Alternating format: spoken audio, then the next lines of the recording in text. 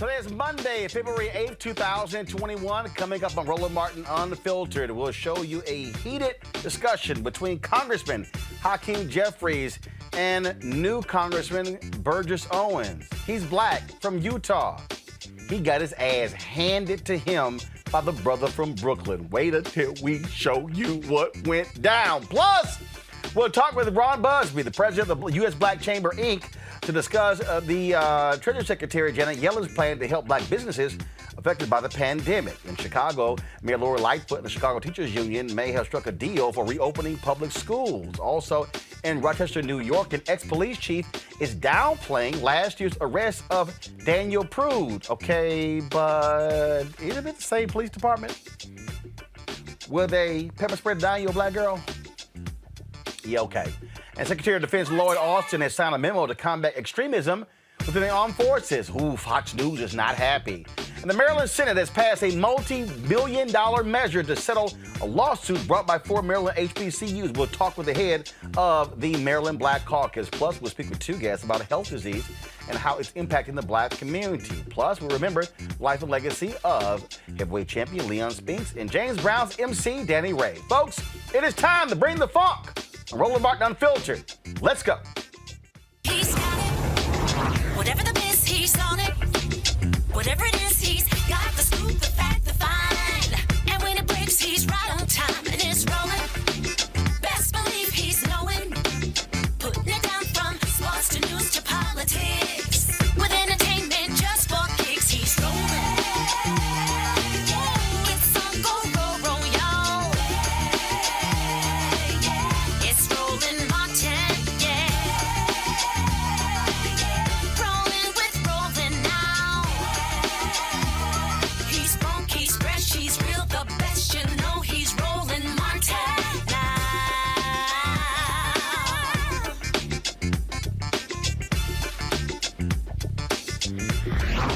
Martin. If you are going to be a new Republican in Congress, it's best not to show your ass when you get there. Now we already seen crazy Marjorie Greene. I mean, we know how ignorant she is. And there's a black Republican from Utah who has consistently shown his ass on Fox News, sound like a damn fool, a former NFL player, Burgess Owens. Well, Burgess decided on his first day as a member of the House Judiciary Committee to school Democrats on the issue of patriotism for not supporting an amendment Republicans pushed requiring the Pledge of Allegiance at all meetings. Y'all, now he proposed that his peers in the committee to show leadership by standing for the flag during the pledge to show others what unity looks like. Well, Congressman Hakeem Jeffries from Brooklyn, head of the House Democratic Conference, let's just say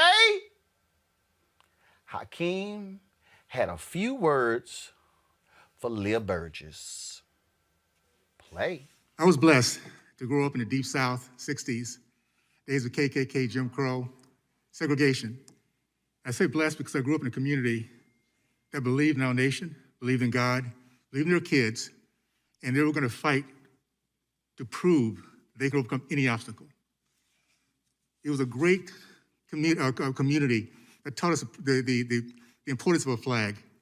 It taught us to love God, country, family, respect for women, and authority. And you know the results of that many of you don't know about? The 1960s was a black community that led our country to growth in the middle class. The black community that led our country, men matriculated from college, men committed to marriage, over 70%. Percentage of entrepreneurs, over 40%. Why were we kicking butt in those days? Like every other community that was not assimilated at that time? We loved our country. We believed in meritocracy. We taught our kids to stand for that flag and for what it represented. Not perfect, but the best thing in the history of mankind. I went to University of Miami, the third black to get a scholarship, graduating in biology and chemistry. Why? Because in my segregated community, we were committed to education. I would go to my dad's laboratory every summer and work. And when a white guy told me I couldn't do it, I spent the next 4 years in college living in that library to prove him wrong. Because my race, like every other race, looked at this country as a place of second chances, of opportunity, and big dreams. Went into the NFL in 1973. No black centers, no black quarterbacks, no black linebackers, no black middle linebackers. Why? Because those are white thinking positions. $50,000 as a bonus as a first-round draft choice. We have guys making $50 million today to play any position they want to, will not stand for the flag because they've been taught by their adults not to love our nation. What can we do here as leaders, guys? Let's put aside the partisanship, appreciate the fact that we have a body here of every color under the rainbow, every background. It doesn't, across this country, we have black police officers, black mayors. You know, as we have more and more freedom to achieve our dreams, we seem to point more and more at other people for the failures that we have when we make bad decisions. What is my message, guys? I'm gonna follow what Congressman Lee says. It's not about words, it is about actions. 15 seconds to show our kids that we're adults, that we can agree to disagree, but we love our country enough to at least stand and represent our flag. For a young man in 73 to 83 to stand on that sideline and get teary-eyed because our flag was flying, we've lost that. We're teaching our kids, any mistake you make is somebody else's fault. That is not the way our country rolls, guys. We gotta do better than that. Why don't we start off just by one simple action? We talk about actions, one simple action. As leaders, let's stand, let's pledge our flag and say thank you for this opportunity to represent the people we're sent here to represent. And that we will be the example of what unity looks like, not just a word. We'll act by saying the words that bring our country together, putting our hands on our hearts and meaning it, and showing everyone, doesn't matter what side of the aisle we're on, this is one thing we can agree on. I yield back. Will the gentleman yield? Gentleman yield? No.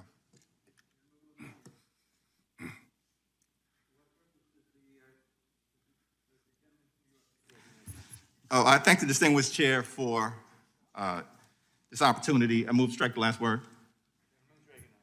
I was hoping to engage with the new distinguished gentleman from Utah as he sat here lecturing us about patriotism, and I was just going to ask him how he voted after a violent mob attacked the Capitol to hunt down members of Congress, to hang Mike Pence, to assassinate Nancy Pelosi, to stop us from undertaking our constitutional responsibilities as part of the peaceful transfer of power. More than 100 officers seriously injured, brain injuries, head trauma. One officer lost 3 fingers. Another officer, because of an assault on him, is likely to be blind. Officer Sicknick died. Blood was spilled. 2 other officers are no longer with us. And you want to sit here and lecture us about patriotism when you voted to object to an election that you know Joe Biden won and perpetrated the big lie? I look forward to working with you. We worked with Donald Trump on criminal justice reform, the First Step Act. We worked with Donald Trump on the U.S.-Mexico-Canada trade agreement, his signature political issue. When you know if you were in the other position, you would have never worked with a Democratic president on their signature political issue, trade. But we did it because it was the right thing for America. So we're going to work with Republicans whenever and wherever possible. We did it with Donald Trump. But the notion of you coming here lecturing us on your first day before this committee, it's not about words, it's about actions. You know what? Explain your actions on January 7th when you supported an insurrection. And I was ready to have a dialogue. Point of order, Mr. Chairman. I believe the gentleman should address his comments to the chair. Can I yield? The gentleman gentleman will address his comments to the chair. Okay. Mr. Chair, I was happy to have a dialogue with the distinguished. Can I answer that? Will you yield? No. Good. Yeah, why I gave him. questions? Mr. Jeffries' time. It's my time, The gentleman from New York has the floor. and you don't really want any of this either. It's his time now. But Will the gentleman yield? I gave him an opportunity to yield. Will the gentleman yield to anybody else? He chose not to. Apparently not. So I'm going to finish my statement, and then I'll give you an opportunity to respond. All right. But you said it was not about words, it's about actions. Those actions, Mr. Chairman, in my view, were unpatriotic to provide aid and comfort to what Republicans in many parts of the country have characterized as a violent insurrection incited by the former president of the United States of America. You also said that any mistake is not your fault in terms of what's being taught to others. That's what the former president of the United States peddled for 4 years. He took no responsibility for anything.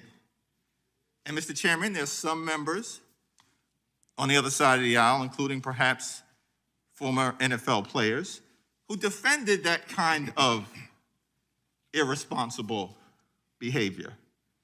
So it's just hard to be lectured here, given the actions that have been taken. And I would just hope that we're going to proceed with some measure of truth, decency, and intellectual integrity as we make our arguments, even though we know we're going to fiercely disagree, as has been in the case in the past. I'm happy to yield. Okay. Was it insurrection when in 2016, 7 of your colleagues objected? Was it insurrection for the last 3 Republican wins, presidential wins that they objected? No, it was not. It was a voice. It was having the people realize you had some concerns. Now, in terms of... Thank you. Reclaiming my time. You asked the question. I would just simply say, and the impeachment managers are going to do a great job, but a violent insurrection resulted in the spilling of American blood. People died.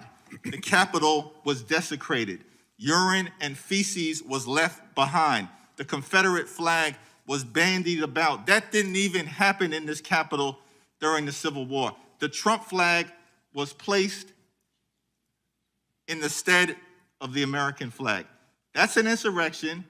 That's sedition. That's undemocratic. That's problematic. And the American thing to do is to stand up to it. I yield back. Okay. Y'all don't have Burgess's response? Was there a response to that? There was no response to that? Woo! Dr. Avis Jones DeWeaver, political analyst, Benjamin Dixon, host of Benjamin Dixon, the show, Dr. Julian Mavo, economist, president emerita at Bennett College. Clearly, former Utah Congresswoman Mia Love Avis did not warn Burgess Owens.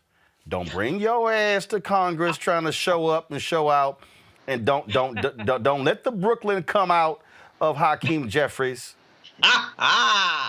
No, she didn't warn the brother. She ain't warn the brother. He just came on up in there all reckless and got wrecked. Okay, it's really sad that you have someone that, in his attempt, people can have different political views. Believe it or not, I actually have some friends who happen to be Republican. But this right here, the argument that he was making was completely detached from fact. And we don't even have to go back decades in terms of fact. We're just going back a couple of weeks in terms of fact, when he tried to deny what happened in that chamber. Also, Congressman Jeffries picked up on this, but of his initial soliloquy, what I really focused in on was his specific statement that, quote unquote, any mistake we make is someone else's fault. Nothing annoys me more than when you have a Black person who is put into a position in order to chastise other Black people, when actually the very thing that they are chastising Black people for, the white people who put them there are guilty of it. And that's exactly what this is. As Representative Jeffries rightly pointed out, Trump has never taken responsibility for anything. Never. First of all, let me put it like this. He doesn't take responsibility for most things. For things that happen to go right that he has nothing to do with, he will attempt to take responsibility for that. All right? And that's just one small example of this ridiculous attack on Black people. Let's just be clear about who he is, why he's there, how people felt comfortable putting him there, because they saw him as someone who would put Black people in their place. But luckily, there was someone on that committee who rightfully put him in his place instead. Ben, the thing that I just really cracked me up, that Burgess wasn't even smart enough to realize how dumb he is. and then he goes, well, when the Democrats objected, and Hakeem basically was like, but we ain't tear shit up. We didn't sit here and tell folks to come in and piss all over the Capitol. We didn't tell them to beat and kill cops. We didn't tell them to take the eyes out. Cops losing their eyes, fingers losing their fingers. And I'm sitting there going, and your ignorant ass can't figure that out? But see, this is what happens when you get some ignorant. And let me tell you something. I know a lot of Black conservatives, and this is probably their reaction. Look at this motherfucker. Damn. Making us all look You just bad. come to Congress embarrassing us the first damn day. Roland, this is what happens. Hold on. Bean, go ahead. No, I was going to say, I think it's the Dunning-Kruger effect, when someone is so ignorant, they don't realize how ignorant they really are, and they speak out of turn. This is just another incident of a blackface on behalf of white supremacy. He really thought he had some ammunition trying to stand and cape for the flag. All right, God bless America, but there's a lot of stuff that has to be answered for, and we're not just going to be satisfied with tokenism and with the idea that it is more important for us to stand for the flag than it is for us to rectify what happened a few weeks ago. No, he met his match that day. The thing here that I also just found to be laughable, Julian, is Republicans love to play this game of I'm more patriotic, and so it's the flag, it's the Pledge of Allegiance, it's all of these how dare you kneel, you must stand. Yet the same party who's doing a best that has introduced more than 100 voter suppression bills. They're trying to change the voting laws in Pennsylvania and Georgia and Arizona, all over the country. And it's like, oh, so is that patriotic?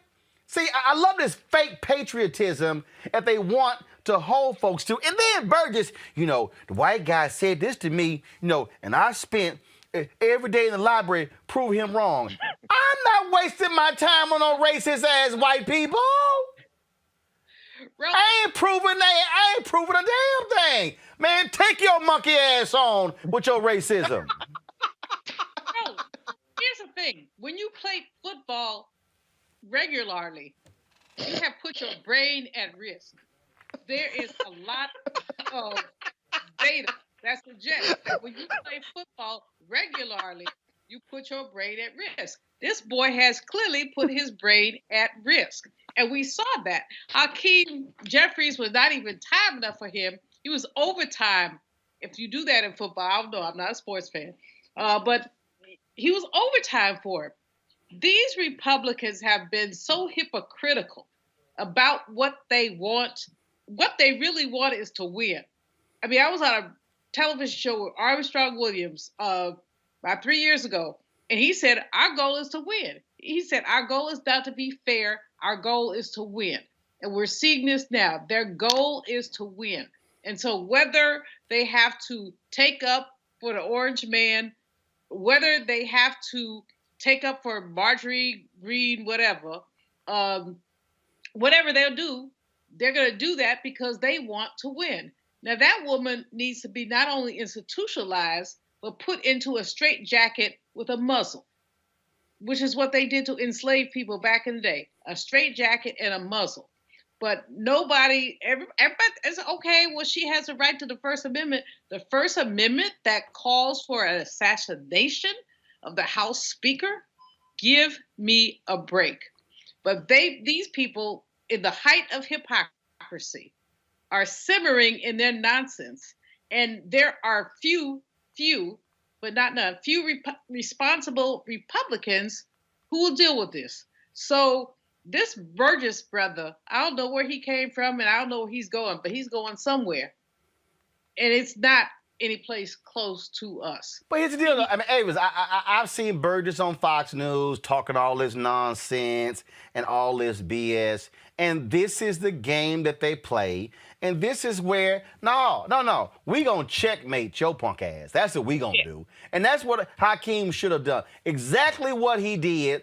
And then, I'm reclaiming my time, just go and sit over there and be quiet. And then all the white Republicans jumping in, well, you ain't gonna let me shut your ass up too, be quiet. But again, and that's why it was like the first day.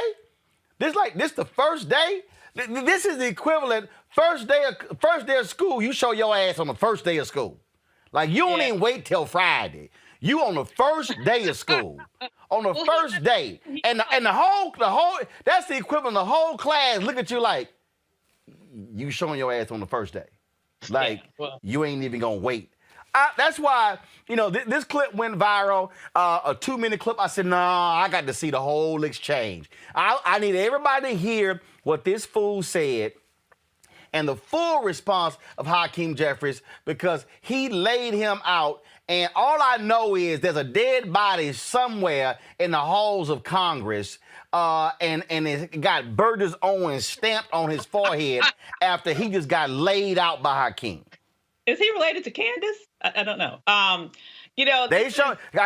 tell you right now, if your last name Owens, you ain't trying to claim not now one of them fools. They drink the same That is Kool-Aid. true. That is absolutely true. Here's the issue also. The thing is, this is the difference almost like from coming from the minor leagues to the majors, right? Because he was in the echo chamber, as you mentioned, of Fox News. So, of course, he's going to get doted on. He's going to get loved. He's going to get all the praise and affection because he is repeating the ridiculous messages that they want to be repeated, or at least how much longer they can remain in existence until they get sued out of existence, right? And so there he was the main man, the main man. So he comes into this position with this false sense of certainty in himself and his misguided opinions, and he got checked.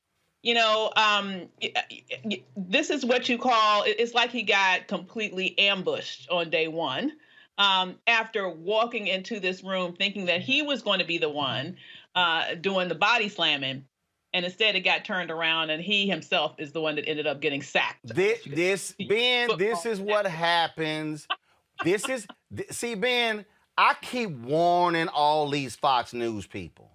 This is what happens when you go on Fox News, where they do affirmation TV, and there's nobody on the other side to check you on your craziness. And so then you figure, I'm right. So then you bring that BS somewhere else, then you get your ass served, then all of a sudden it's kind of like, damn, what happened? Because you sat over there with them crazy white folks on Fox News, Sean Hannity, Tucker Carlson, all the rest of them, and y'all didn't have anybody else debating. See, there's a reason why they don't call me. There's a reason why.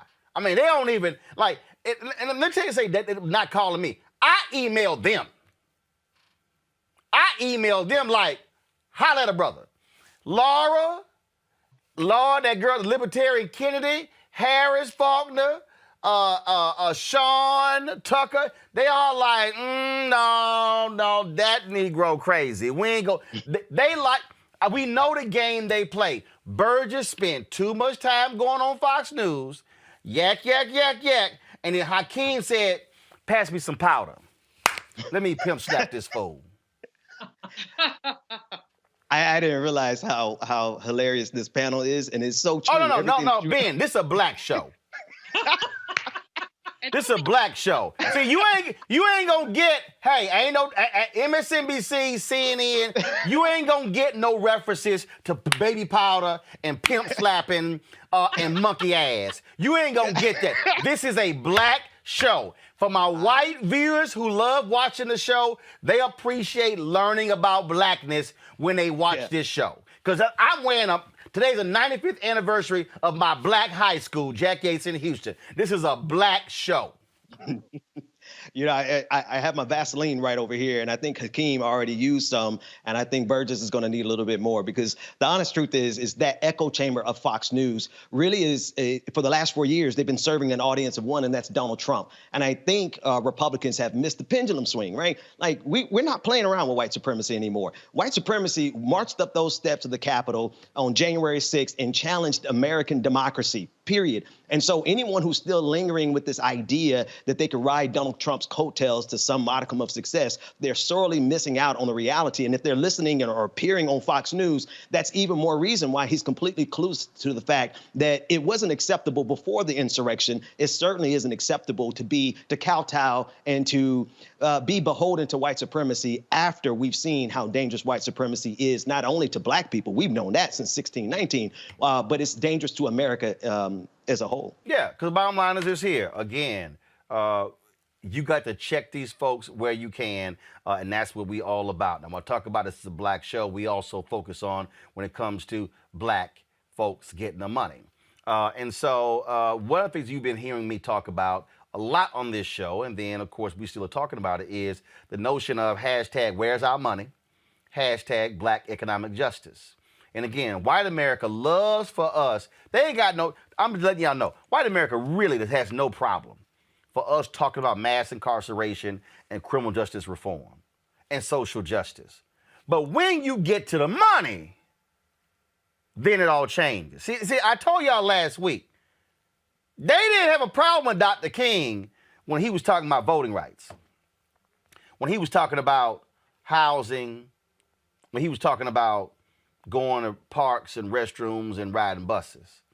Actually, they did have a problem with housing because they filibustered that for 2 years because they knew that was also dealing with wealth. But when Dr. King started talking about the money, that's when there was a problem. Friday, Vice President Kamala Harris and Treasury Secretary Janet Yellen held a virtual discussion with the U.S. Black Chamber, Inc. And we live streamed that right here on our Roland Martin Unfiltered platforms. You can see the full discussion. It's about going to our YouTube channel. As a part of the conversation, they talked about the American Rescue Plan and how it could help black businesses. Both Yellen and Harris confirmed there will be aid and support for black businesses who have suffered far worse than their white counterparts during this economic crisis. Now, there were 2.6 million black-owned businesses in America prior to COVID. Some reports say we lost 40% of black businesses. Y'all, do the math. That's more than 1 million. Now, keep in mind, of the 2.6 million black-owned businesses we had prior to COVID, 2.5 million only had one employee. They were doing an average revenue of $54,000. So let's talk about this with Ron Busby. He's the president of the U.S. Black Chambers, Inc. Glad to have you here, Ron. The thing here is, when I talk about black economic justice, I've said this when I keynoted your organization, that too often there have been black economic conversations and black business people weren't in the room. I have nothing against any civil rights group at all, but that ain't what they do. If you're going to talk about black economics, you should be talking to black people who literally own businesses, who are the ones dealing with that very subject.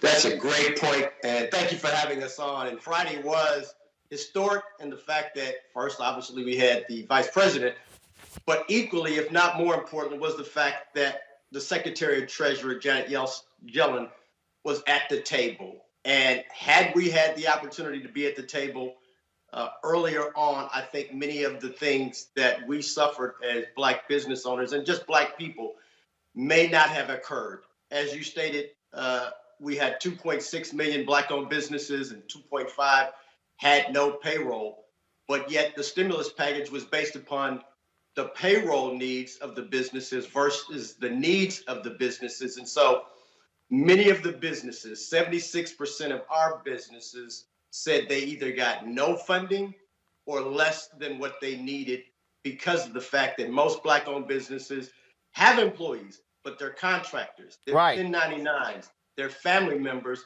but yet they weren't able to write off or even pass on any of that expense to the federal government. Yeah. I mean, so it is an important question. I mean, I'll give you an example. I mean, the reality is the number of employees that we have here, but we had 10, 12 people. We only have though 5 who are full time. More than half of the people actually are contract. And so when we submitted our PPP application requesting about 238,000, we only got 38,000 because of the number of full time. And this is also an example of what, and so then what happened was those people who are contract, the way the rules were set up, they had to apply individually. But here was the problem. They didn't have the same relationships. First of all, those of us who had relationships with banks or with organizations that could actually fast track our application was different from those even Black businesses who had no relationship. And one of the things that we learned in PPP and that Congress had no idea about was that if you were a Black business, if you were not dealing with loans from a bank, frankly, and the Black business was thinking, yeah, well, this is my bank. No. The banks were like, no, you just got a checking account. You're not really a customer. You have a check. So they treated businesses that actually had credit lines and loans from the bank as customers. If you had a checking account, you just had a checking account. Well, the problem was the banks got paid based upon the size of the loan. If the average Black-owned business stated was $54,000 in annualized revenue, and the first round of PPP, the average size loan was $150,000, we were never going to be a good loan. Even the second round, the average size loan was $75,000. Once again, it was not a good relationship. Now, as we prepare to roll out the next portion of the loans, you'll see that they're pushing many businesses now to go to CDFIs, community banks, which is great, except for the fact that the majority of Black businesses still bank with the Wells Fargos and the B of A's and the larger institutions because they understand that's where they can get the deposits. And so Black banks make money just like other banks when you make a loan. And so many Black banks didn't have the infrastructure nor the dollars to be able to facilitate many of the small Black-owned business loans that were needed. And so we're trying to hold both the larger institutions accountable as well as making sure that the smaller CDFIs and Black-owned banks get the opportunity to participate. And most importantly, Roland, it was about relationships, as you stated.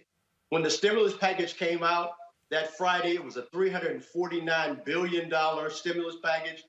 By Saturday afternoon, $250 billion of those dollars had already been awarded to 50 publicly traded white firms without any questions about did they need it for payroll? Had they lost customers? Had they lost revenue? It was relationships.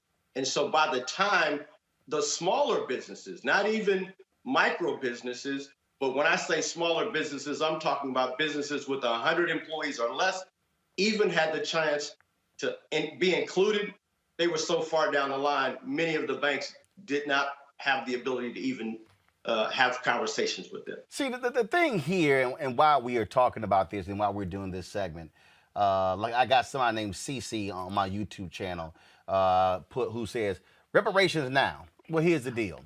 You got to get 218 votes in the House. You got to get 60 votes in the Senate. Has to be signed into law. Then it has to also withstand a judicial challenge. Good luck. Yeah. Here's what we're talking about right now. What we're talking about right now is the federal government spends $500 billion a year on contracts. On media advertising alone, the federal government spends $1 billion a year. There are billions of dollars being spent every single year on contracts in the Department of Defense. This brother Joe Anthony is suing DDB. They got a 10-year, $4 billion advertising contract from the Department of Defense. 10 years, $4 billion. That's $400 million a year. So while all the folks over here argue for reparations, and knock yourself out, I'm going to try to get the existing money right now and get a fair share, because the problem is we're sitting here, we should be saying, okay, what's the black participation when it comes to the federal pension fund? What's the black participation when it comes to advertising? The black participation when it comes to HUD contracts? When it comes to breaking up the larger contracts, going from prime, forcing us to be subprime. So my deal is, that's where we are. The short-term money right now. Okay, COVID. How much money is going to firms doing testing? And what about what black companies actually are doing testing? What about the distribution of vaccine? What about, the awareness campaigns when it comes to the vaccine as well? I saw a commercial last night on the Super Bowl from one company saying, take the vaccine. There are billions sitting on the table right now, and we've got to be getting the money that's on the table right now. That's why it was very important to have the secretary at the meeting. I believe that it is people that are important as much as it is policy, because it is people that will be at the table that will ensure that our voices as well as our concerns are there. Let me say this. Early on, when we first came up with the stimulus package during the last administration, nowhere in the 700 plus pages of documentation did you read the words Black or African American. Let me also say this.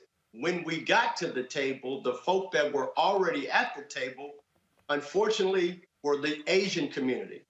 And just like when Rodney King happened, I lived in Oakland. When Rodney King's situation happened in Southern California, it was the Asian community that had their documentation prepared, they had the need, they had the response, and they were the ones that got the funding early on. You know Danny Bakewell well, Roland, in his role there. He got involved and he was able to change the dialogue later on. When we got to the table, it was going to be the Asian community that was saying, hey, our businesses are suffering. When people walk into our facilities and stores and restaurants, they see that it's Asian owned and they leave. When they see us on the side of the street, they go to the other side of the street. So thus, they felt like they should be in front of the line. We said, no way.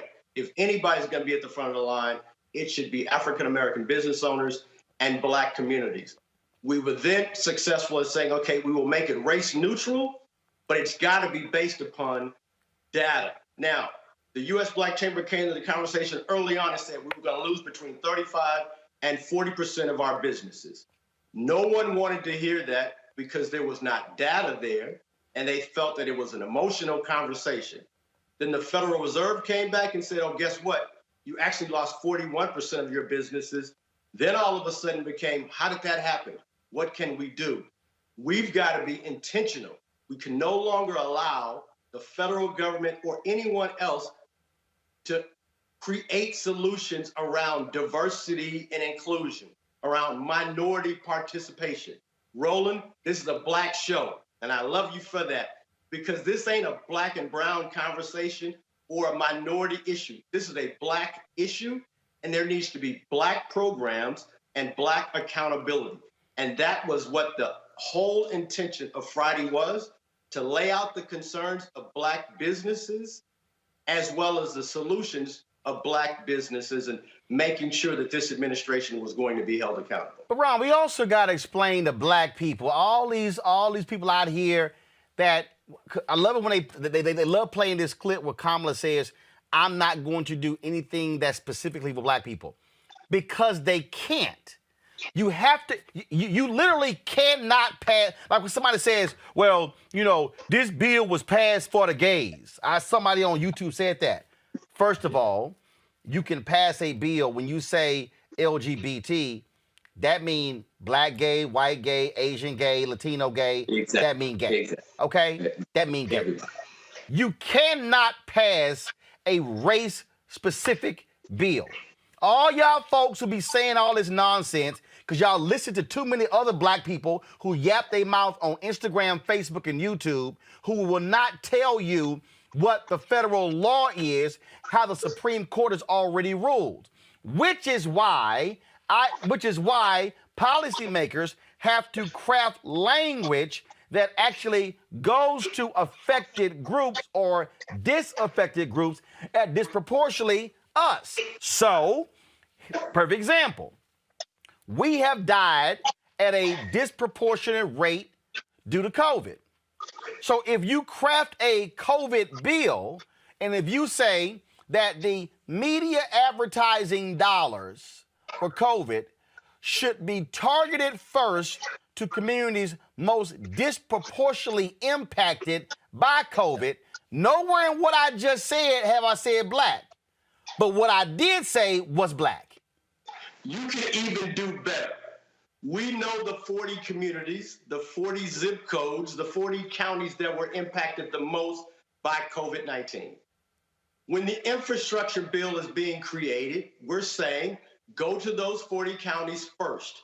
We know that those 40 counties consist of predominantly black communities. So then we know that it's targeted for those zip codes. Secondly, we can say that the contractors need to be housed within those zip codes. So we now know that black contractors have the opportunity to participate in the infrastructure bill. The third leg of that is we can now say to those contractors that are being awarded those contracts that you need to hire from within the zip code in which the infrastructure is being created. So now we've attached the city or the state, more than likely the city. We've attached contractors, more than likely black, and we've attached the employee base, which is more than likely also going to be African Americans. That portion of it we can do and it not be race-based, but geography as well as need. And so what is your plan? Clearly you have an administration. First of all, I'm going to get to that in a second. Also explain to the folk, because again, I walk people through this. We talk about contracts. The Trump folk moved back to the old way of doing business with Reagan, with typical Republicans. And that is what they did was they stopped, they bundled contracts.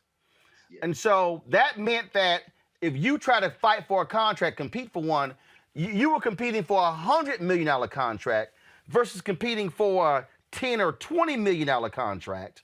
And so that throws people out. Also, didn't the Trump people also stop tracking? Yeah, I was going to say, more importantly than that is there has been no transparency in the last 4 years of who's been awarded contracts, how much, and what the diversity. In the previous administration, we've always known that SBA had a goal of 23%. The last 4 years of the Obama administration, they exceeded that to the tune of around 27%. As soon as this Trump administration came into play, they no longer had transparency there, so there was no accountability. We could not see who was being awarded contracts or who was losing contracts. We don't know what the contracts were paying. We do know that during his administration, the richest man in the world was Elon Musk, and he got there through federal government contracts. So wait a minute, Donald Trump's daddy. Donald Trump's daddy's Donald Trump's money is a result of federal housing contracts. His daddy was a billionaire because of federal contracts, exclusively. Yeah, so Donald Trump understands the federal government very, very well. So there were some things that we were successful, and I hate to say it, but under his administration. There's a program under the SBA called the 8A program, the number 8, the letter A. And it was created for black firms back under a Republican administration in the 70s to allow minority, particularly black firms, to be able to compete for set-aside contracts through the federal government. I participated in the program, and literally you were bidding on contracts in the millions of dollars, but you were only competing against other firms that were 8A. It's difficult to get in, and it should be, but it allowed you to grow your firm very quickly. The challenge was it wasn't really able to create generational wealth because it was 9 years. The Native American program is a lifetime program. Once you get in, you're in for the rest of your life. For the rest of us, we get in, we're in for 9 years, and then you graduate.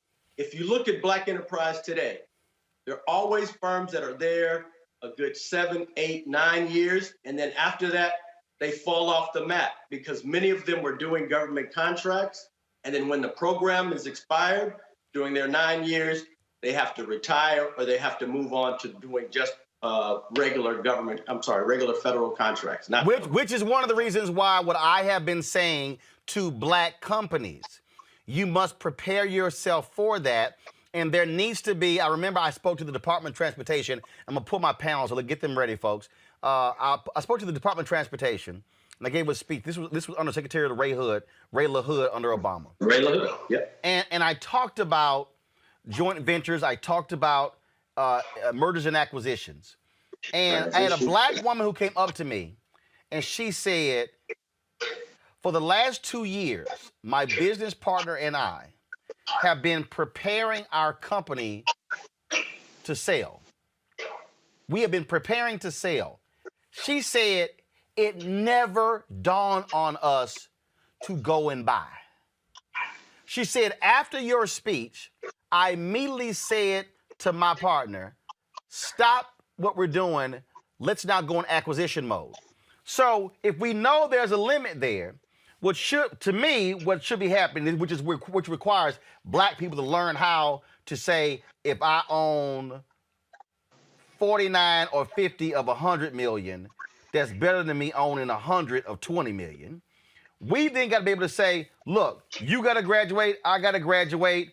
If we actually merge our firms, we now are a much larger company, which means we now can compete for larger deals, and we're not out here trying to scrap. Unfortunately, we see very little merger and acquisition deals among black businesses because we're operating in silos, and I've been saying that in black media. I didn't want to launch this damn show myself. I went to every major black media company, Urban One, Black Enterprise, Essence, Byron Allen, went to all of them. Nobody wanted to partner. So, Roland, my story is I was in the 8A program. I got to a fairly large scale number. We were doing about 7 million. I read a book by Reginald Lewis, Why Should White Guys Have All the Fun? I saw that he got there through acquisitions. I then spent 6 months. I bought my next firm. It was about 7 million. We were the largest black janitorial firm in the country because of acquisitions. This is the perfect time. We have lost 41% of our businesses, but that means that we cannot afford to lose the revenue in our communities. Many businesses, up to 47%, says that they will close within the next 60 to 90 days if they don't get some additional funding. And so for us, we're telling black firms now, let's look at doing joint ventures, mergers, and where it makes sense, acquisitions, so that we can continue to grow our communities and keep that revenue in our communities as well. Julian Malvo, you're an economist. This issue, again, and look, I got some people, they're sitting here on YouTube. Look, you have been involved in the battle for reparations for a very long time, but that's a battle that's ongoing. When I'm trying to explain to folk, we got to go after the existing money right now. That means we've got to utilize our collective power. That means that we've got to have black organizations that are applying pressure, issuing public statements, calling folks to task, because we can go down the line. If we're getting 51 million out of 5 billion in media advertising, that's 1%. then we getting 1% over here in defense and 1% over here. Hell, you ain't gonna never be able to really grow. We've got to be saying, no. We need 15%, 20% going after that. And here's the deal. If I ask for 20 and I get 10, hell, that's still 9 more than 1. You know, Roland, there are two things going on here. Number one, it's both and. Reparations is a just cause. And, you know, I'm on NARC, the National African American Reparations Commission, and we believe that reparations is just cause. At the same time, there's something called good public policy that is separate and distinct from reparations. What do I mean by that? It is good public policy to make sure that African Americans have a foot in the game. It's good public policy. If we're 13.4% of the population, for us to have 13.4% of the contracts. Everything that you and Brother Busby have said make a lot of sense in terms of how the contracting pile is divided and who gets it. But that's very separate and distinct from reparations. See, there are people who believe, okay, well, we'll give you a few more percent of government contracts as reparations. No, it ain't. Reparations is about what you did. Good public policy is what you go do. And what we have to fight for both, but there may be different constituencies fighting for them. When we talk about how government funds are allocated, we know, as an example, the HBCU initiative took in under Bill Clinton, walked Black colleges through every agency to try to get them contracts. They were somewhat successful, not completely. Less of that under President Obama, unfortunately, and none of that under that orange man. But if we say that Harvard, Yale, Princeton basically get hundreds of millions of dollars in federal contracts, why shouldn't HBCUs get the same thing? So we have to be clear. There's a whole lot that Black people are owed. And there's a whole lot that good public policy would give us an equal stake in. And let's not get the two confused. But Ron, what is required again is you've got to utilize, as far as I'm concerned, organizational infrastructure to be able to apply the pressure. So all of a sudden what then happens is you have the research, you have the numbers. Now all of a sudden they got to feel that pressure when the alphas and the deltas and the links and the Boule and the NAACP and the Urban League are sitting here pressuring people. And let me be real clear. I'm not talking about folks deciding to give the Urban League or the NAACP $100,000. See, let me be real clear to everybody out there. I don't want people to say, hey, we can just satisfy Ron's group if we just give the Black Chamber Inc. $100,000. No, damn that. What the bank should be saying is we're going to create a $100 or $500 million line of credit for businesses that are in the Black Chamber Inc. to be able to have a credit line to be able to float your business if you get a government contract, but you can't float it for 6 months because they pay on 180 days. See, so that's why I keep saying to Black people, stop playing ourselves small, Ron. That is, when we sitting here like, no, don't come to us with the table. Come to us with the money to buy the whole damn building. Yeah. And so there are a couple of things that have happened, and I appreciate your passion as well. One, we've increased the 8A program from 9 years to 10 years. That has been impacted effective January the 7th. So kudos to this administration. The average 8A firm is doing somewhere around $10 million. So those Black companies now get that extra year of being able to drop those kinds of dollars. The second one, and I'm so glad you mentioned the payment terms, because the federal government is notorious for being a late pay. Under the Obama administration in 2009, during the last recession, they implemented the prompt pay, which said that the government would pay its vendors within 15 days. So now if I get a contract February 1st, I can invoice you February 15th and make payroll by the end of the month, not now requiring me to have to go get one of those high interest rate loans that we are notorious having to pay twice the interest rate of our white peers just to be able to carry the float of the federal government. So a conversation that needs to be had in addition to education housing, all of the others, not taking away anything from a reparations conversation as well. But the lane that we live in each and every day is really talking about an economic agenda for Black businesses and Black communities. Ben.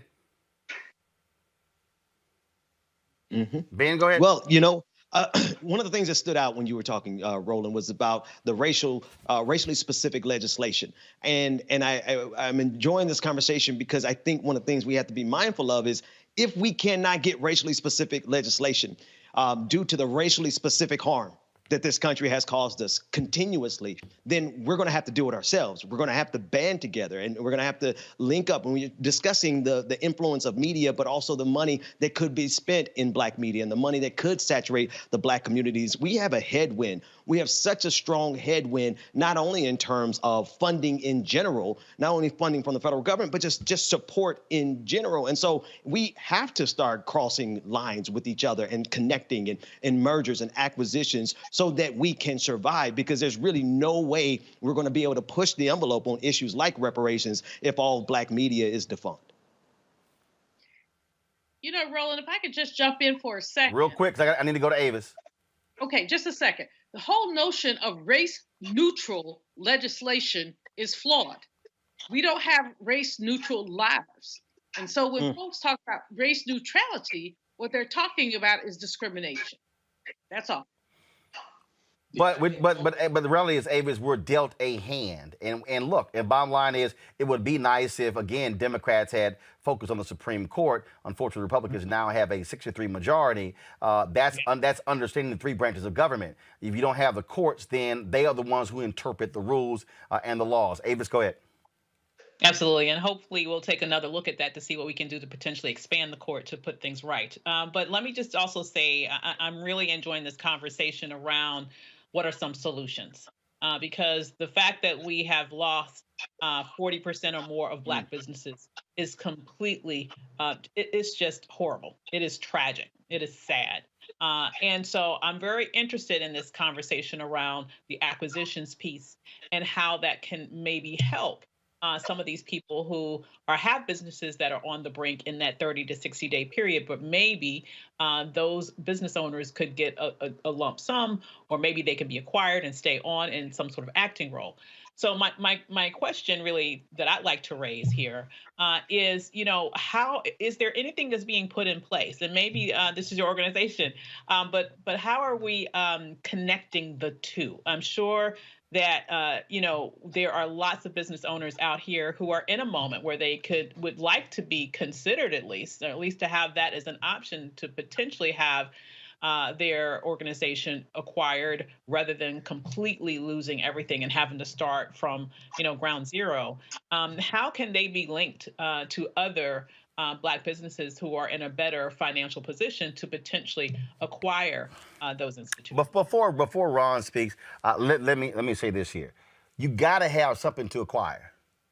Yeah. Again, seriously, the problem that if we start, and Ron, you can definitely speak to this. If you actually do the analysis of the 2.6 million, I go back to it. 2.5 million have one employee. So in essence, they're working themselves. Yeah. So when you start saying, okay, we're going to merge or acquire, what am I actually getting? When you do a merger and acquisition, you got to bring, or do you have existing contracts? Is there real estate? Is there equipment? What assets are there? The reality, Ron, unfortunately for a lot of when you only have 100,000 Black-owned businesses with more than one employee, it makes it difficult. I told somebody this the other day. When we launched this show on September 4th, 2018, with 7 people, on day one, we were in the top 5% of all Black businesses in America. Yeah. On day one. We finished year one, we generated some $600,000 in revenue. We're in the top 3% of Black business in America. And so that's Ron, that's part of the problem. That's why I keep saying, people say, why do you keep saying we don't need more black businesses? I said, we don't. We need black businesses with capacity. We need larger black businesses. We get a whole bunch of singles. I need more with 10, 20, 30, 50 employees, and then revenue that's 5, 10, 15, 20, 100 million. If we keep got singles, then when COVID hits, we're susceptible because we got nothing to sustain ourselves, and 41% get wiped away. Ron, go ahead. Final comment. A couple of things. One, for those firms that are in need, that are looking to get support, we're looking to merge, looking to acquire, onboard your firm at byblack.us, byblack.us. So that's where you can find out about other companies that are looking to do the same thing. Secondly, there are funds that are available. And Roland, when we asked our businesses around the country what they needed, most of them said customers. And so many of the mom or pop businesses that we talk about may not have the revenue, but they have expertise in areas and they may have customers. And so if you're a good distributor and someone else is a good marketer and someone else is a good producer and someone else is a great writer, let's build that as a consortium to now create a business that could perhaps have the size and the scale that both corporate America is in need of, our communities, as well as our needs as Black people. Again, I'm not pushing people away from starting new businesses. But at the same time, the other opportunity is there are white firms that are going out of business, Hispanic firms and Asian businesses that are going out of businesses. We should also look there. And then the last thing, there are great programs that are out here for Black-owned businesses that we aren't taking advantage of, i.e. Organizations like DoorDash are saying, hey, if you're a Black-owned restaurant, we'll waive the fees for delivery charges. Well, guess what? They said 375% has growth in restaurants. But when you look to see who's actually taking advantage of the Black-owned programs, it's Hispanic-owned restaurants. It's pizza parlors that are owned by other folk outside of our community. It's Asian restaurants. It's Thai restaurants.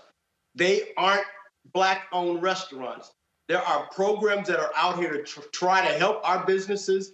We've got to make sure that if it's the U.S. Black Chamber, if it's Roland Martin's show, we've got to make sure that our businesses are finding those opportunities to be able to continue to survive so we can get through this as well. And again, let me say this again for people who thought I was joking. I understood the reality of trying to start a business because, first of all, I already had a media company. I knew that. So my deal is when I went to existing Black-owned businesses, Black-owned media companies, saying, I have what y'all don't have. What I'm doing, none of y'all got. And each one, nothing.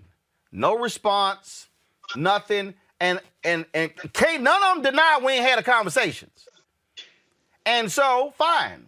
I went ahead and built it. And in 2 years, we're far ahead away than what any of them are doing in terms of digital audio or video. The argument that I'm making is that we're seeing this in so many other sectors, Ron, that what we're doing is we're actually not building smart. We're not building smart. So we got we got all these silos versus saying, wait a minute, hold up. If I'm doing 5 or 7 million with the Defense Department, but there are 3 or 4 other Black companies and they're doing 2 to 3 million or 5 million. Well, hell, if we say, why don't we merge this sucker amongst the 4 of us, and now we've got a $40 million company, we now are in a position. But here's the deal. Here's the rub, Ron. And we're gonna get real. Folk then gotta say, my ego has gotta accept I don't have CEO on it. All I know is this here. Jeff Bezos is the richest man in the world, and he don't own 51% of Amazon. Come on. I would say. Final comment, Ron. Go ahead.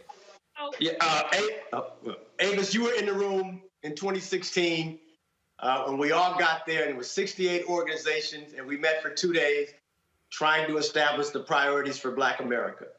Yes, And we came out with 68 priorities.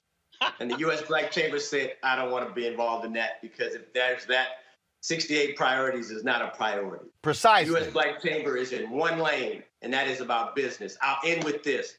The last 4.5, 5 years, we heard a hell of a lot about making America great again. And we say, yes, we Black folk want America to be great as well.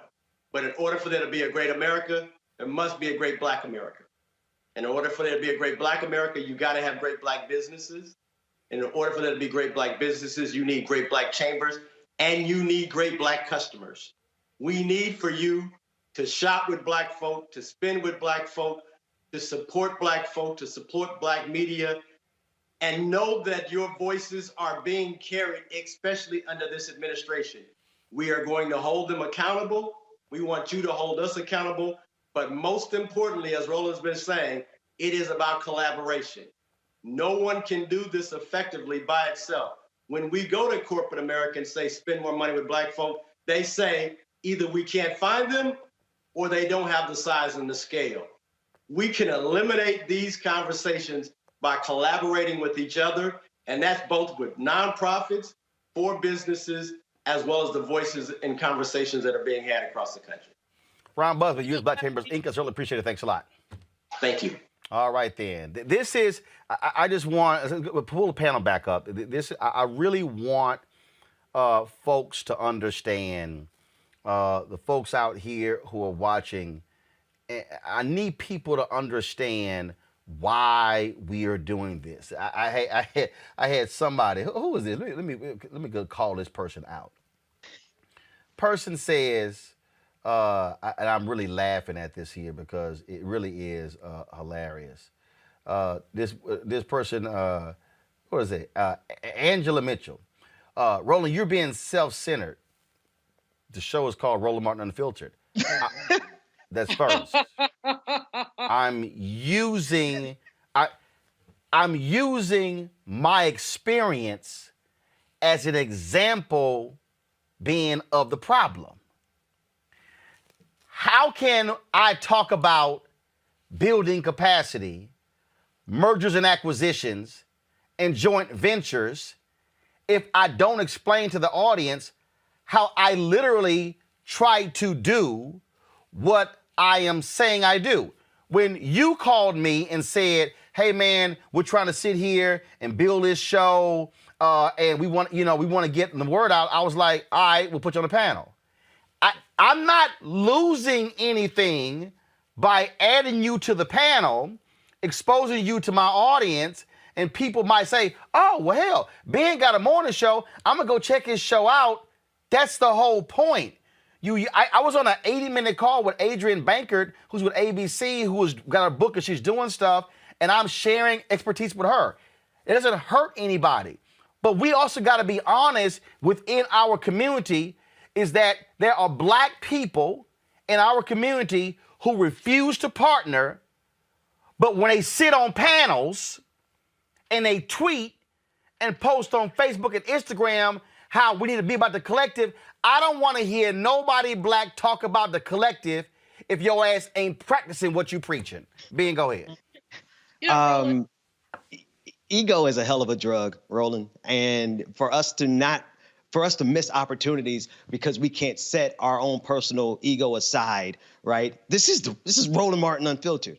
Thanks for having me on. I'll be back anytime you want me. Because the fact of the matter is like just this collaboration here, you allowing me to be here is a tremendous benefit to me. And so I'm grateful for it, right? At the same time, it's like, it's symbiotic. Like it's the ability to work with other people and bring your gifts and your talents to bear that really helps us to move the ball forward in so many ways. And so I have found, I mean, and you know, we've been talking for years about this, like there are just so many missed opportunities in Black media specifically because we weren't able to get those collaborations. And honestly, if we can't survive America, white supremacy and capitalism alone, we got to clan up. We got to squad up. I got somebody here, Julia, and look, and I ain't got a problem. Y'all know, I'm just gonna say it.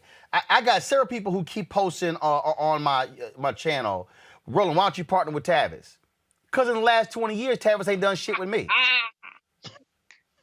No, I mean, no. See, here's why I need y'all to understand.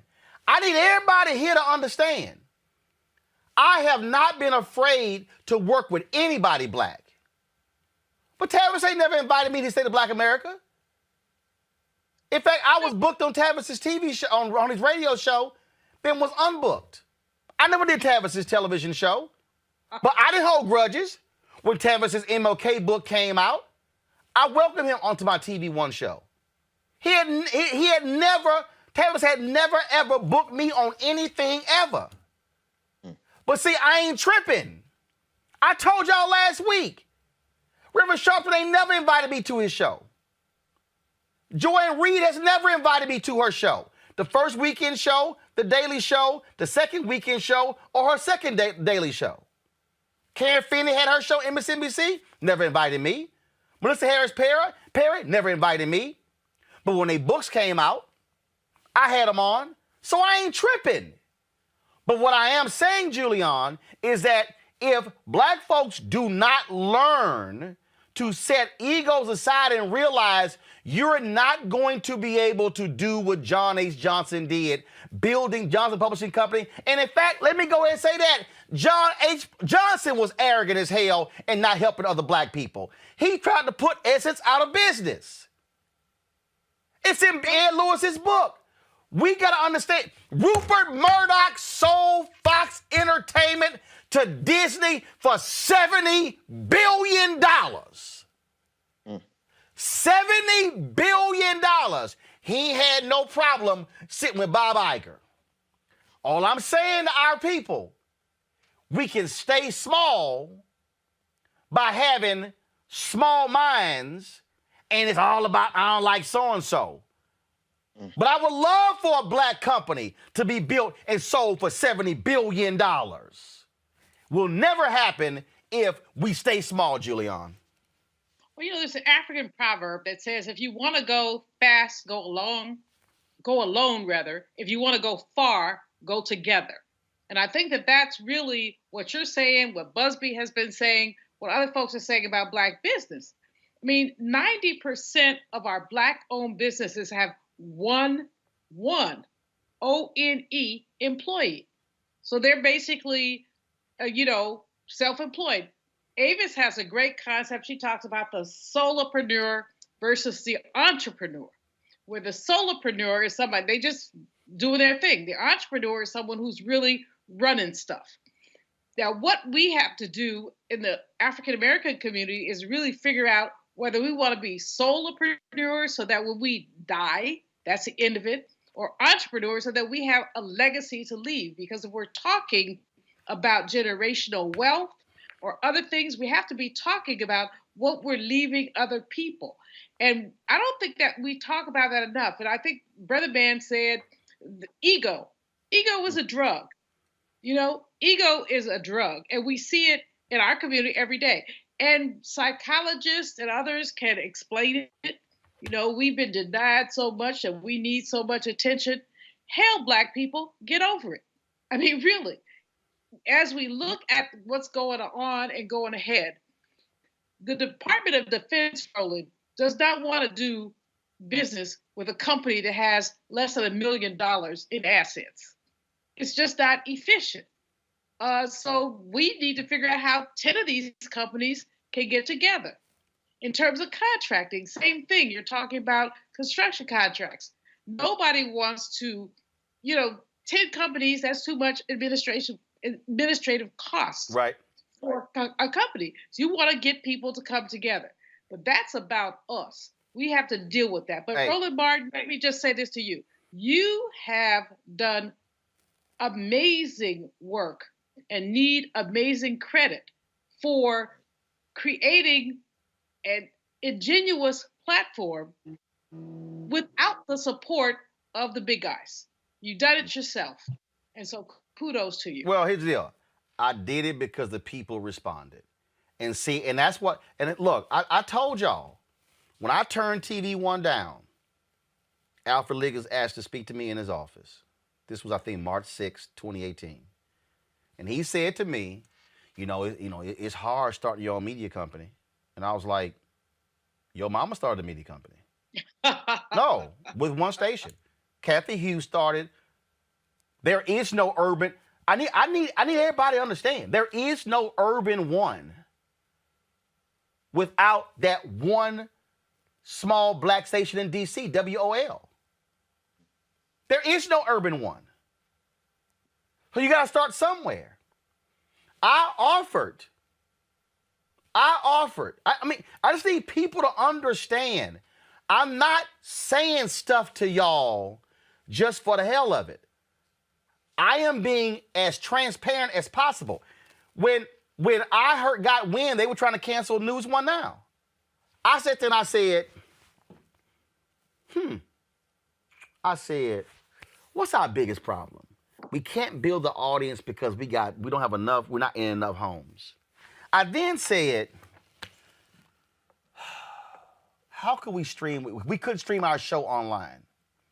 Then there was a show we were doing Dish Nation. And I said, well, how are we able to broadcast Dish Nation on TV One, but I see Dish Nation on digital? So I went to TV One and I said, I have a solution. Why don't I take over ownership of News One Now, license the show to you, which gets around your cable contracts that allow for you to stream, that allow for you to license content and still be streamed digitally. I literally said, we can grow News One Now as a digital show, generate more revenue and a bigger viewership. And then what we do is we do a back-end deal where you handle all of my back-end stuff, and then we do a revenue share and your sales teams handle the deal. They never responded.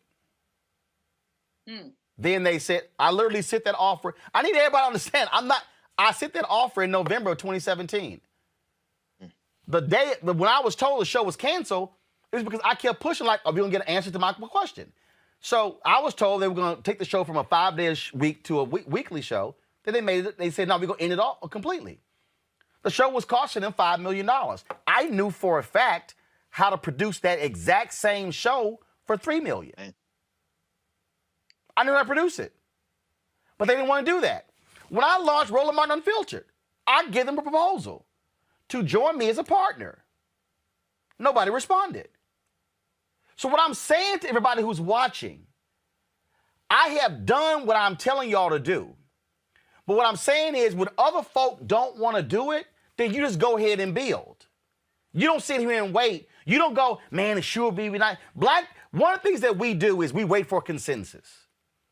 We go, man, if we can get all the black organizations together. I ain't waiting on everybody. What Ron just say? All them black groups met in 2016, came up with 68. You can't do a damn thing with 68. It ain't gonna work. 3 priorities. We have the ability to change the trajectory of Black America, but it is going to require Black America to properly use its assets, to set its ego aside, to learn to work together. And here's the deal. If you don't like somebody, and it's just, and I'm real clear, somebody said, Roland, get Boyce Watkins. Hell no. Boyce Watkins would never be on this show, ever. Lord. Oh, No. I'm trying to explain to y'all. But Boyce knows why he's never going to be on this show. See, so I'm real clear. It ain't going to work. If I'm not going to work with you, I'm going to tell you I'm not going to work with you. But what we better understand is we will never be able to build successful black businesses if all of us are living in silos. It will not work. Coming up next, we're going to talk HBCUs in Maryland. Are they finally there to getting the $500 million or more that's next to Roland Martin Unfiltered? What still impacts and what creates change is when we mobilize. When we say we're not powerless, and if I get with you and you and you, and all of a sudden it's 10, then 20, then 100, then 500, then 2,000, then 5,000, all of a sudden you have mobilized people, that creates that voting power. And then when you throw somebody out, it catches their attention real quick. But not only just that, they have to know what it is that they're standing for. Because if you have friends that talks politics, then of course we're having a decent conversation and I'm being educated at the same time. But if my group of people are not talking about that, then I still don't know. So I can unite with you, and then I'm making sure that you have the voice, but what if you don't have the courage to speak? So you're still getting a group of people together that don't know how to do nothing. What still impacts. For a moment, put aside your fear. Think back to who you were on that first day at the Capitol. You felt the sense of history, patriotism, the majesty of a sacred place, the knowledge that you could make history.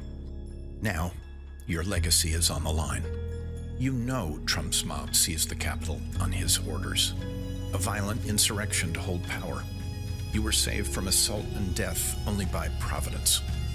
You know the blood Trump's mob spilled that day will be on your hands, souls, and legacies if you fail to act.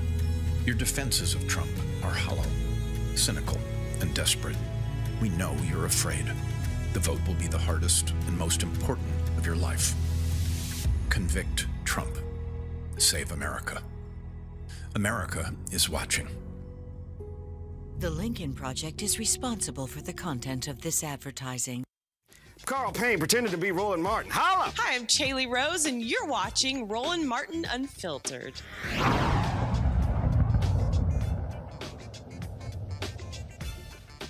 The Maryland Senate unanimously passed a measure for a $577 million settlement to end a long-running lawsuit involving the state's 4 HBCUs, Coppin State University, Morgan State University, Bowie State University, and the University of Maryland Eastern Shore. On Friday, the Senate voted 47-0 on the bill. It will now go to the House of Delegates. Now, you remember, the bill passed last year, but Maryland Governor Larry Hogan vetoed it, saying they couldn't afford it. But he didn't veto the bill and provided funding for the racetrack in Baltimore. Now, in 2006, a lawsuit was filed that alleged Maryland underfunded its 4 HBCUs and also basically allowed white institutions in Maryland to duplicate programming at the HBCUs. Well, in 2013, a federal judge found the state violated the Constitution by maintaining a dual and segregated education system. Question is, will the governor veto it again, and will the legislature override his veto? Joining us right now is Delegate Charles Sitnor. Doc, how you doing? Brother, how you doing? I'm doing well, thank you. All right, so I have been covering this story for years. I've had the lead attorneys on, the Lawyers Committee. I've had Maryland delegates on. We had the rally last year at the state capitol in Annapolis pushing this, galvanizing Black Greeks and others. And so do you think this is finally the year that this is going to not only get passed, but if Hogan vetoes it again, then all of a sudden that we're going to be able to have this bill get come into law and the schools get that money? You know, this is the year. I will tell you that in sponsoring Senate Bill 1 and Speaker Jones sponsoring HB 1, we're going to do this. Last week, when the Senate voted, as you noted, 47-0, I believe that sent a very strong message that the governor cannot ignore. You're talking about a bipartisan vote that the Senate had, and I mean it was amazing. Honestly, going into this session, I did not think that we would get another unanimous vote because I saw some of those same arguments being played out in the paper, and we just thought that some of our colleagues might get behind the governor's response and not be supportive this year. Thankfully, that's not what happened. What people don't realize is that this has been a problem of Democratic governors and Republican governors. This is not partisan at all. This has been about restoration and what's fair.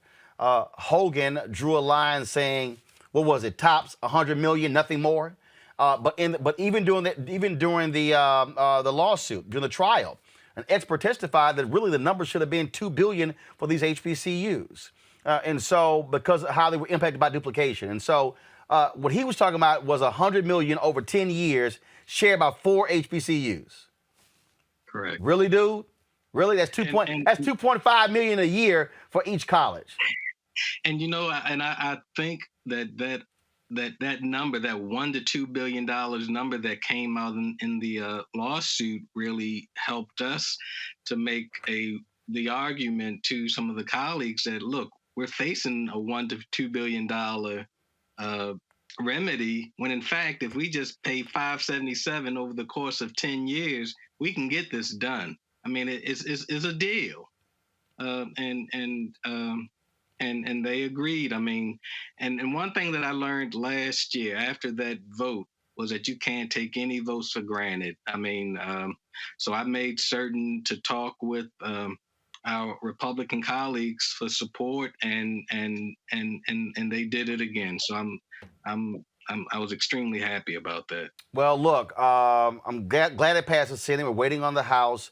And again, if Governor Hogan and that Lieutenant Governor Rutherford, Boyd Rutherford, HBCU graduate, who had the audacity to challenge me there was an award ceremony for the Minority Supplier Development Agency there in Maryland, telling me I didn't have my facts together. I was like, well, fine, bring your behind on my show. He didn't want to come on the show. I think it's a shame that he has not been a more forceful advocate for HBCUs, considering he graduated from one in Howard University.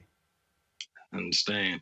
But I'll tell you this. So the Senate bill, it is now in the House in appropriations.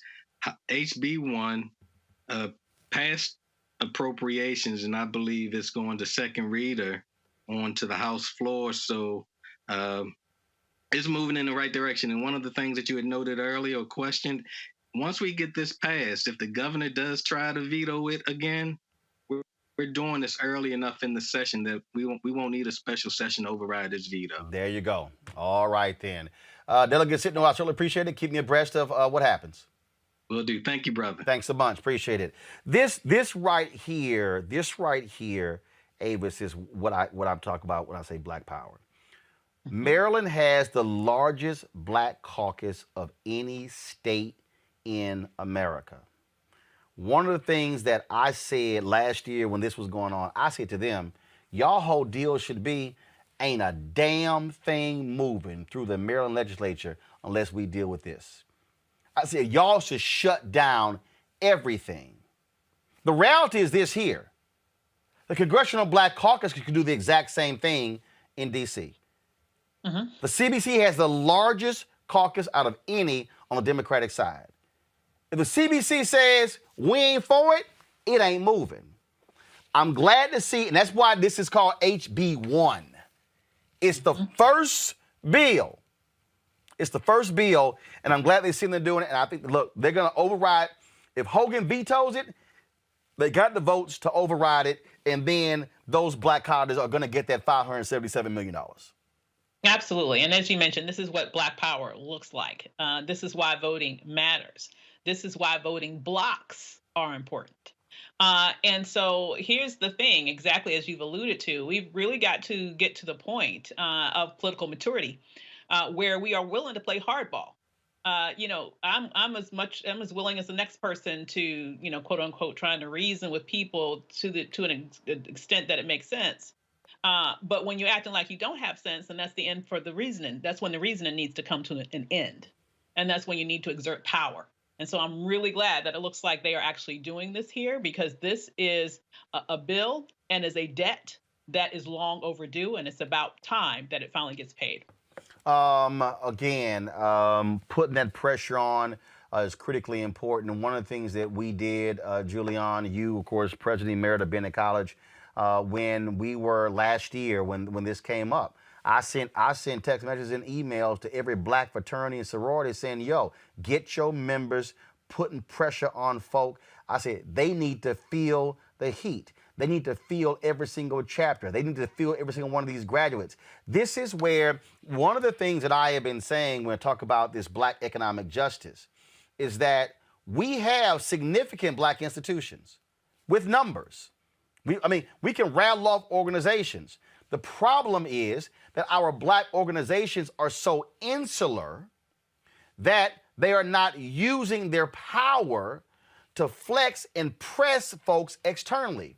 I said, so if Alpha is only concerned about the walls of Alpha, if Deltas are only concerned about the walls of Delta, if the Sigmas and the Sigma Gamma Rho and Zetas and Iotas and Omegas and Kappas and AKAs, and then the Links, the Guardsmen, the Girlfriends, the Boule, then we start talking about the Kojic, the AME, the CME. We got all these, the Prince Hall Masons, Eastern Star. We got all these groups. I'm arguing they have got to be able to use their power to send a letter to the governor saying, you better move on this, or guess what? We're going to drop 1,000 Masons on the state capitol. We're going to drop 1,000 Deltas, 1,000 AKAs. So I'm like, what's the point of having all of these organizations if we're not using them to advance the interests of black people? Roland, I couldn't agree with you more. I do think that some of our organizations are not insular, that we do, I speak for my sorority, we do reach outside our walls. When I was president at Bennett College, the Delta chapters in North Carolina were extraordinarily helpful. There was a couple pieces of legislation that they really weighed in on that we were able to deal with. And I know that the other sororities and fraternities do the same thing. But it's not enough. Here's the deal. Historically black colleges and universities have been systematically underfunded. When you look at a University of Maryland and you look at a Morgan State, where our brother president there is doing such an amazing job, graduating more black women with PhDs in engineering than any place else. So, you look at that and you look at the results, but you don't see the investment. So our presidents are running from pillar to post to try to raise outside money because the state does not value HBCUs. The $570 million, it's okay. It's okay. The billion to $2 billion that is truly owed would be better. But it's an opportunity for folks to build their endowments, to increase their scholarships, to attract good faculty, new faculty and good faculty.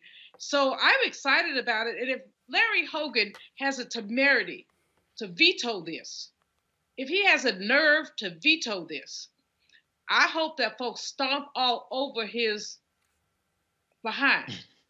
I had to just stop there. I don't cuss as much as you do. Or I do. Yeah, right. But in any case, it's ridiculous. It is ridiculous. And he wants to put himself out there as this bipartisan thing who wants to be president, and you can't support HBCUs? Get your hat, Maryland farmer, and go somewhere. He had better not veto that. And if he does, I hope that the whole big old feet of everybody in Maryland stomp on his hind part. Well, that's why you're making a big issue, Ben, because the reality is Boyd Rutherford plans on running for governor during the next election. And I'm sorry, if you couldn't stand with Maryland's HBCUs for the full amount of money, you don't deserve anybody black voting for you. Yeah, Roland, that's the truth. And I think that's the vantage point that we have to come from going forward. America has been saved by black people time and time and again, right? Not just on the federal level, but on the state level. And for them to even consider, first of all, it's woefully insufficient, but it is something. And so if they're even considering vetoing this, I think black folks, we just really need to bring the full force of black power down on every level of this government, because they literally cannot obtain power without black people. So again, y'all, to everybody watching, you watching me on YouTube, Facebook, Periscope, y'all gonna hear me saying this a whole lot. How you use collective action to be able to move things in our community. When we start talking about dollars, when we start talking about pension funds, we start talking about advertising dollars. I'm gonna tell you right now that's how it can get done. The model is there. King laid it out in Operation Breadbasket. Reverend Leon Sullivan gave it to him, and before it became Operation Breadbasket. So we've done these things before. We've simply got to have folks who are willing to actually put their neck on the line, and they're not even really putting their neck on the line. It's just doing what's right, because this is about actually black people. All right, folks, a couple of stories before I go to my next break. Mayor Lori Lightfoot and the Chicago Teachers Union leadership reached a tentative reopening deal over the weekend to reopen schools for families seeking in-person instruction. Lightfoot says under the tentative framework, the first group of students and staff will return February 11th.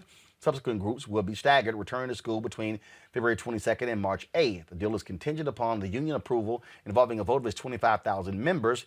Union officials have indicated that a vote could take place late today or tomorrow. On Friday, Rochester's former police chief, Laurent Singletary, said he didn't see anything egregious in the police body cam video that captured 41-year-old Daniel Prude's arrest. On March 23, 2020, Rochester, New York police officers were responding to a mental health call when they encountered Prude. The 41-year-old was naked and experiencing a mental health episode after ingesting PCP. Responding officers then detained Prude, placing a spit hood over his head and had him sit in the middle of the street while naked. Officers were seen in the body cam video holding him down for approximately 2 minutes until he stopped breathing. Prude was then taken to a hospital where he later died. Singletary was fired by Mayor Lovely Warren after the body camera footage was made public. The city of Rochester released a statement Friday saying the former police chief, quote, downplayed what occurred from the very beginning through today and believes that neither he nor anyone in the Rochester Police Department did anything wrong. Despite Singletary's claims that officers didn't use excessive force, the Rochester County Medical Examiner ruled Prude's death a homicide, and the grand jury is investigating the 41-year-old deaths. This is what happened, folks, even when you have a black police chief who defends the blue and not black. Got to go to a break. We come back. More on Roland Martin Unfiltered. Actually, before we do that, let me do this right here. Folks, I told you why it's important for us to have our own voice, us driving our own messages. Our goal is to have 20,000 of our fan club, folks who follow us, support Roland Martin Unfiltered. So we want you to join our Bring the Funk fan club. But I've said to many of you, if you give to us on YouTube, we only get 55% of what is given on YouTube. But if you give that money to us directly, we get the full 100%. So YouTube is a revenue share. We get 55, they get 45. So if you want to support us, please do so via Cash App, $RM Unfiltered, PayPal.me/R Martin Unfiltered, Venmo.com/RM Unfiltered. Zelle is Roland at RolandSMartin.com. All right, folks, got to go to break. Back in a moment. The U.S. uses more than half the world's healthcare resources, but we're ranked 43rd in the world for life expectancy. How did we get here? The political determinants of health include how we structure relationships, how we distribute resources, and how we administer power. What does this look like at the individual level? Take Jessica, for example. Jessica's 19. Her dad relies on mental health and substance use programs, but when these programs get cut, he becomes too difficult to live with. She leaves home. The neighborhood Jessica can afford has no grocery stores, limited public transit, and limited health care. To save money, policymakers changed the water source to a more polluted river. Jessica has a minimum wage job with no health insurance at a convenience store that offers free snacks while she works, which she takes advantage of because they're free.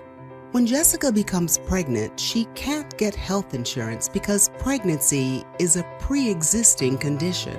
And she doesn't realize that the salty, fatty snacks that she eats at work are bad for her baby.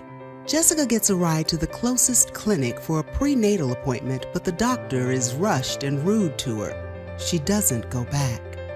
Jessica develops preeclampsia and almost dies during her son's premature birth. He's born with cognitive defects because of poor diet, contaminated water source, and lack of access to prenatal care. As he grows up, Jessica learns that her school district doesn't have the resources to accommodate her son's special needs. He drops out after 8th grade and will repeat the cycle of poverty. Through Jessica's story, we begin to see how social determinants, environmental determinants, healthcare determinants, and behavioral health determinants take their toll on our lives. And Jessica's story shows us how political determinants supersede personal responsibility. Equity in our policies is a process and an outcome. Change comes when we can identify political champions at all levels and figure out how our most pressing issues align with their policies. For more actionable solutions to close the health gap, read The Political Determinants of Health by Daniel E. Dawes. Hi, everybody. This is Jonathan Nelson. Hi, this is Cheryl Lee Ralph, and you are watching Roland Martin, Unfiltered.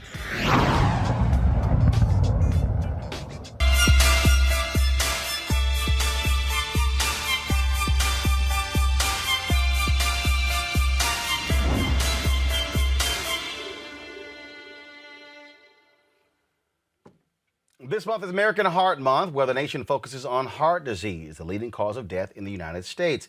Although it's a leading cause of death for all Americans, minority groups face a greater risk than their white counterparts. For example, African Americans can develop heart disease at a younger age. According to the Heart Foundation, 48% of African American women have heart disease and 44% of black men have some form of heart disease.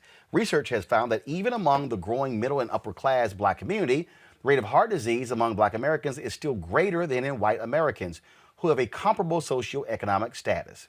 Joining us now to discuss this is Coach Jesse Thompson, nutritionist and founder of the Detox Now, and Stephanie Johnson, Vice President of Communications and Product Strategies with the American Medical Association. Glad to have both of you.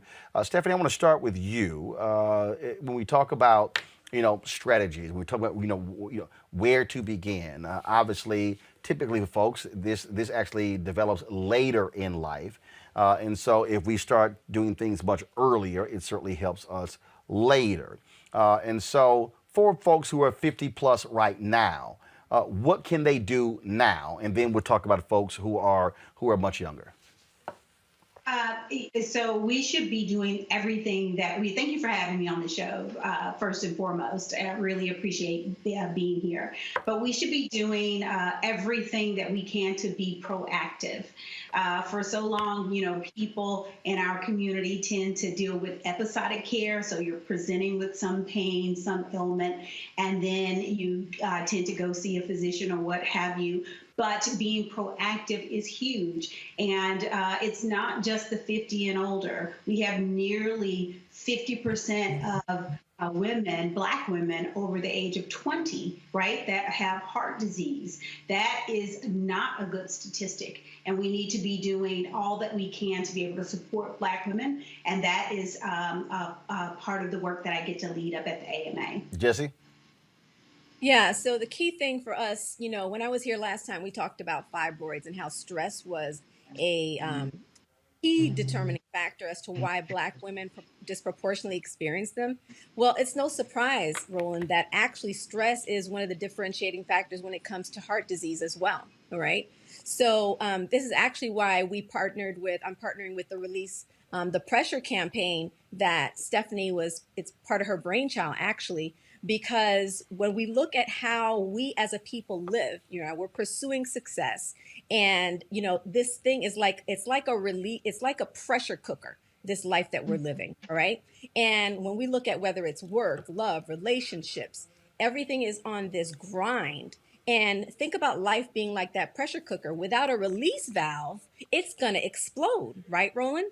Yep. So for us, when we look at the key things that are going to make the differentiators, it is the things that specifically create more time in between the decisions that we make, the things on our schedule, being intentional about actually cultivating self-care into our love, our work, our wellness, our pursuits overall, and looking at it as not something that we do as a byproduct or as something we get to do once in a while, but we do it as something that is intentionally a differentiating factor in terms of our success to create sustainable success in our lives overall, right? So that's been a key thing here with the Release the Pressure program that Stephanie created. I'd love for her to talk a little bit more about that. One of the things that Stephanie, I do want you to speak to is, so I saw this comment just a moment ago. this guy who is Elijah James? Get off your asses, exercise, work out, and stop eating slave food. It's simple. Well, the reality is it's not simple. See, and I think people who say that, oh no, it's simple. No, actually, it's not, because there are a significant number of things impacting us that are also hereditary. Okay, that we're born with, and you're not even understanding what your history is. Two, if you're living in areas where you have food deserts, it's not that simple. If you don't have the transportation to be able to go to a place to buy fresh fruits and vegetables, you can't augment or change your diet. And so, absolutely, you have personal responsibility in terms of what you can do. But we also have to factor in there are external factors that have nothing to do with your ability to maybe just get up and do it yourself. There are other things that have to also change in our communities. Yes. Absolutely right. There are structural barriers that we have to overcome in order for us to have better outcomes. And that's what Release the Pressure is all about. Release the Pressure is personal for me because my mom suffered from congestive heart failure, and she passed away from it last year. I actually had my sister pass away 3 weeks prior to my mom from stroke. So it is something that has been prevalent in my family, and I have wanted to be proactive in ensuring that more women don't have to succumb to heart disease, that they can be proactive. And you're right, and Coach Jesse alluded to this, all of these other factors that overlay just our everyday day living as Black people, that contributes to the stress, like this pressure cooker that she alluded to. So it is important that we do the things that allow our, that we take steps toward self-care, and we take time each day to release the pressures that bog us down. I watched my mom work 2 to 3 jobs. Rarely did I get her to see her doing some of the things that I incorporate into my life now, so that my daughter can see me do those things. Counting the 10, relaxing, meditation, going for walks, but frequently taking time for self-care and teaching my daughter now that self-care is an act of self-love. All right, let's go to our panel for questions. I'll start with Julianne Malvo. So you talked about the pressure cooker that so many of us, Black women, Black people, live in. Much of it is external. It's not internal. Much of it is about the environment in which we live. How can we empower ourselves to change that environment, or at least to survive in an environment that we know is hostile? I love that question because, it's really about squatting up, in terms of getting who our tribe is, who we surround ourselves with, and the kind of practices that we build into our everyday lives. All right. Because what you said is key. External factors are going to happen, and they are going to be the same, right? Like I listened to the piece earlier about political social determinants and all the things that affect our environment. And we do have to collaborate, galvanize, and activate our voices to exert our power and make change to that. But you know what we can change every day? Every day, we can be very intentional about the toxicity we allow in our lives, everything from relationships to the food that we're eating to specifically, when we look at the thing that we're doing this Saturday, we're having an event called the Galentine's Day National Virtual Vision Board Party. And, everybody's done vision boarding at the top of the year, right? But the key thing is, have you actually thought about your life with regards to building self-care into it? That means saying, wait a minute, what do I need to take off my plate? Because the truth is, it's taking me away from my long-term goals, not just in terms of success, right? But in terms of taking care of my heart health. Am I building the time into my calendar to actually go see my doctor for wellness visits? Am I building the time into my calendar to have that what we say self-love as a form of resistance, where I'm having time with my girlfriends, right? Or my family members specifically, to build that care into my relationships. So it sounds like it's very minor, but actually when you look at it, most people live their lives on this have to conveyor belt, and they feel like it's nonstop. And what we're saying is, you have more power than you think. when I was here last time, I talked about the social determinants and how 80% of our health is actually determined by 20% of the things, right? It's determined by the things that we have control in, the things we have control over. And it's about harnessing that power. Next question. Ben. Yeah, my question really hinges on this reality of being Black in America. James Baldwin said to be Black and to be conscious is to be at a constant state of rage. How do you recommend we process that if we don't have, of course, exercise and eating right, but just in general, what techniques do you recommend? Because we're consuming a lot of Black death and a lot of Black violence against Black people. And I'm going to be honest with you, it has taken a toll on me. So I'm asking for a friend, and I'm that friend. Stephanie, do you want to jump in here?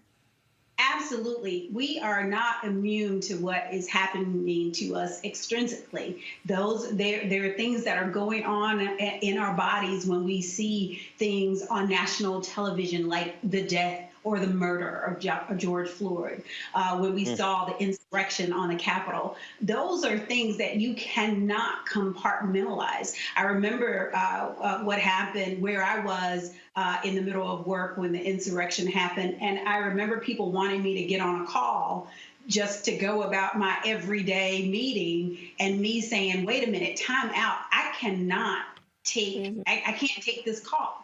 There is something happening on the Capitol my young daughter doesn't understand. Heck, I don't understand it as an adult. So I'm going to have to take time. I'm going to have to pause. I'm going to have to process. I'm going to have to pray. I'm going to have to get on the phone with some of my squad, and I'm going to have to talk through this thing. But I could feel myself getting elevated and elevated. So yes, you have to take time when matters are happening, that you don't ignore them, but things can wait until you give yourself time to show yourself some love. Coach Jesse, did you want to add anything to that? Yeah, absolutely. And sometimes that time includes, fasting from social media for maybe it could be a 24-hour period. It can also include scheduling time with a therapist, okay? Because the truth is, we are all going through a massive trauma. Okay. And I'm not trying to generalize it. It's very real, especially as Black people in America, as you said, right? So we have to say, hey, wait a minute, I have to schedule time for me. So it goes back now to that schedule, right? Am I going to value what I need to reset, what I need to just give myself that pause button, right? To take, whether it's deep breathing or take my mind off of this and watch something that's just going to edify me, be in a conversation with people who are just it could be crying together. It could be, talking about, like, sometimes I will, who's a release valve for me sometimes? I'll text Roland. Roland, is this not true? And he'll just say, white people. And I'll say, that's it. It's the truth. And you have to have that squad of people that you laugh because you know it's real, right? You have to have that squad of people that you say, you know what? This is part of my resistance, is my self-care, and saying, you know what? I need to take time for me. And what that looks like is everything from, you know what? Today I am clearing my schedule. And I'm only going to do what's the Pareto principle? 80% of the things have 20% of the impact. I'll pray in the morning, like, what's going on with me today, God? Prayer is a big deal. What do I need today to fulfill the purpose you have for me today? And sometimes that means clearing my calendar, right? Clearing the calendar and saying, today, I just need to listen to some Bishop Jakes. I just need to I was listening, in fact, Roland yesterday, I was listening to that Tyler Perry masterclass that he posted from the NABJ event. And that was just feeding me. Because sometimes we have to pause the thing that's assaulting us, which is unfortunately life, right? And we have to hit that pause button and say, okay, I need to do what is going to actually feed me right now, what is actually going to build me up right now, because I've had a lot of withdrawals. And I feel like I'm literally in this steady, what do you call it, transfusion, and nobody's giving back. I got to take time to give back to me. Yes. Avis. What's happening to Black people's health has got to stop, which is why we form Release the Pressure. And it's a group of us, right? The American Medical Association, you have the American Heart Association, we have the Association of Black Cardiologists, we have the National Medical Association of Minority Health Institute, we are serious about changing health outcomes in Black communities for the better. COVID-19 has helped shed a light on what happens to individuals when they have these underlying pre-existing conditions, and we need to focus. So that's what Release the Pressure is all about, bringing resources, not just a campaign slogan, but resources to Black women so that they have things available to them, putting them in close proximity to physicians of color so that they see them and have access. So that's all so important because we are on a trajectory toward change. And that means better health care for ourselves and those we love. And that's what Release the Pressure really is all about. Well, I got, like one person, Tennessee Strong on YouTube, said I'm 39, had a double bypass 2 years ago. So let's, final question from Avis. We got about 90 seconds left. Avis, go. Sure. So, you know, in addition to all of the other traumas, and I think that's aptly put, that we have to face every day just as being Black and surviving in America, we are living in this unprecedented time where, for example, we're facing this pandemic. We're 3 times more likely to be diagnosed, twice as likely to die. So a lot of us are just plain dealing with grief. A lot of us are dealing with health challenges. A lot of us, in addition to that, are dealing with employment challenges or business challenges, as we just spoke about previously. So my question to you is, how do we handle these new, very unique stresses on top of everything else that we're facing? Real quick, Avis, about 45 Dr. seconds Avis, each. Go ahead. You take it one moment at a time. And what I mean by that is because right now I can't handle all 10 of those. I have to handle the one right now that is really having the most impact on me, right? So if we can, I do want to end just inviting everybody to register for this event that we're doing on Saturday. It's a free virtual vision board party, and it's national, and it's with guests, live music, because live music helps us to unwind. I hear Roland Martin's jams in the car all the time. Live music does that with Olivia Dope. Angela Yee, she's going to be my guest. I'm hosting the event, and it's really to help you ladies, sisters, to please take time just for you. And we have amazing wellness giveaways for you as well, including some stuff from this beautiful skincare box that we'll be giving away to hundreds of people. So it's time for you. That's what it is, Dr. Avis. Time for you every day. Find something that matters that's going to deposit in you. And over time, that's how we're going to make it. Yeah, and remind yourself that our ancestors, right, dealt with things just as, worse, Worse. than some of the we're being exposed to. And we are creating a place and a special space for Black women right now to be able to lean on one another, just like we did during civil rights, just like we've done through so many things that it has impacted Black men and women over the generations. So let's lean into that together, like Coach Jesse said, and join us, and let's create a healthier vision of what our future looks like for us and our kids. All right, folks. We surely appreciate it. Thank you so very much. Thanks for having us. I appreciate it. Folks, the Department of Defense announced Friday that they're going to do a 60-day stand-down focusing on extremism in the military. Kind of important. It's a crucial issue because we saw with January 6th, there were members of the military who were involved. And you might remember you had some people who were removed from the National Guard as a result of their ties to white supremacy groups. And so Pentagon Secretary Lloyd Austin, the first African-American, he actually issued this edict. And so that's really important. And so, look, bottom line is this here. This is what happens when you get someone who understands the importance of those issues, and that's what Lloyd Austin is doing. All right, folks, we got a couple of in memoriams before we end the show today. First up is a former heavyweight boxing champion, Leon Spinks, passed away in Las Vegas at the age of 67. Many folks, of course, will remember Leon Spinks for his upset of Muhammad Ali to win the heavyweight championship crown. crown. Well, of course, Ali came back and took his crown back, becoming the first three-time winner. He had been having significant, Leon Spinks, had been having significant health challenges over the last several years. He was inducted, he retired in 1995, inducted into the Nevada Boxing Hall of Fame. He was diagnosed with prostate cancer in 2019 and was hospitalized in December, same year, after the cancer spread to his bladder. This was a statement from his publicist.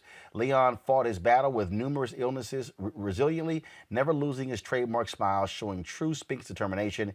He never threw in the towel. He passed away surrounded by his wife, Brenda Gloria Spinks, close friends, and other family members. Also, Danny Ray, James Brown's longtime MC, and his Cape Man died last Tuesday, folks, of the age of 87 from natural causes.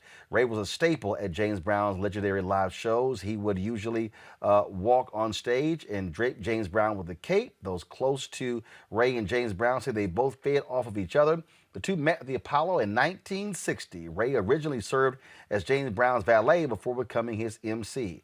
Ray told the Augusta Chronicle in 2011 how he started emceeing for James Brown. He stated, "The first time I ever did a live show, it scared me to death. The guy who usually came out to do the show didn't show up. So he asked me, 'Have you ever been on stage?' I said, 'Nah, man.' He said, 'Well, tonight's your night.'" The James Brown estate put out this statement saying the James Brown estate mourns the passing of Mr. Danny Ray, the legendary MC and Cape Man for James Brown. Ray worked with Brown from 1960 until the music legend's death on Christmas Day 2006. He became famous for draping a cape over Brown at the end of his signature tune, "Please, Please, Please." Mr. Ray was the second hardest working man in show business. And so certainly condolences to the families of Leon Spinks as well as Danny Ray. All right, folks, don't forget, please support what we do here at Roland Martin Unfiltered. Your donations are critically important. We certainly want to thank Ben, Avis, and Julian for joining us today. We have folks, I'm going to end the show this way. Folks, a bunch of y'all have actually sent some stuff in, your donations to join our Bring the Funk fan club. Let me see if we got, we get that brother who certainly wanted to pass on to Erica. Don't forget, Method Man actually called Julian that red bone. Y'all remember at the American Black Film Festival, he was like, "Yo, man, who that sister, the older sister on the show, the red bone?" He said, "Yeah, I like her." And I was like, "Oh, look at that! Julian got Method Man all fired up." I mean, we all saw the movie with, of course, Wendy Williams, and she alleged she got with Method Man. So I'm saying, watch yourself, Julian. All right, Claudia and Rosemary Cleveland said, "It's that time of year again. We're renewing our membership for the third year. We're also renewing our daughter's membership, and their names never appeared on your list on Friday. Well, we'll get them taken care of. So Chandra Carradine and family, Crowley, Texas. Arima Granger and family in Birmingham, Alabama. We're praying for your continued good health. Keep up the great work you are doing." And so we appreciate that. That's how you do it. You got the family involved with their $200 donation to our Bring the Funk fan club. So we certainly appreciate that. I'm going to read one more before we end the show. And let's see here. Y'all think I'm literally opening the mail that came in today. And so there's no note to it, but I certainly want to thank Barbara Banford. Barbara, thank you so very much for your support of our Bring the Funk fan club. Kelly Parker, let me see here. Kelly Parker sent this card in, so I think she probably got a note. Let's see here, okay. Kelly got all kind of stuff in here. She got a cute little card. So, okay, Kelly. Y'all see Kelly's card right here. Dearest Roland, thank you for all that you do for the Black community. My daughter and I watched you every night Please continue to enlighten us daily. Sincerely, Sheila Kelly Parker, as well as Leah Parker. Well, Sheila and Kelly, I appreciate it. Thank you so very much for both of y'all. $100 joining our Bring the Funk fan club. Again, folks, I said our goal is to get 20,000 of our fans contributing $50 or more, but if you don't have that, that's fine. People give as little as $1. People are giving us as high as $10,000. The goal is to get 20,000 people contributing an average of $50 each. $4.19 a month, 13 cents a day to reach our goal of $1 million annually. Last year, y'all really did that thing. Y'all gave $672,000 to us direct, and then more than $300,000 came in on YouTube. So we did hit our goal last year. We want to hit our goal again this year. So again, Cash App. If you give to us directly versus on YouTube, all the proceeds come to us, not 55% like on YouTube. So go to Cash App, $RM Unfiltered, PayPal.me/pull it up please, R Martin Unfiltered. Come on, y'all move. Pull it up please. Thank you very much. PayPal.me/R Martin Unfiltered. Venmo.com/RM Unfiltered. I don't know why the graphics not up. Hello? Y'all slow? I was like, when I was reading the letters, that was the cue. Then, of course, Zelle, Roland@RolandSMartin.com. I don't know why y'all still don't have the graphic ready. Okay, control room. I'm going to hit you. I'm going to do, you know what? This is what I'm going to do. Control room, I'm going to do what James Brown did. I'm going to start finding y'all. Since we just read the Danny Ray story, when James Brown, when the band didn't hit their cues, James would turn around in the middle of the concert and kept singing. He would go. That was 15. We would find them $5. Then he would find them $10. So let me say this right now. To everybody in the control room, y'all make these mistakes again, I'm going to hit y'all with them James Brown fines. Yeah, y'all want to pull that graphic up right now. Cash App, $RM Unfiltered, PayPal.me/R Martin Unfiltered, Venmo.com/RM Unfiltered, Zelle, Roland@RolandSMartin.com. Fines will be instituted tomorrow.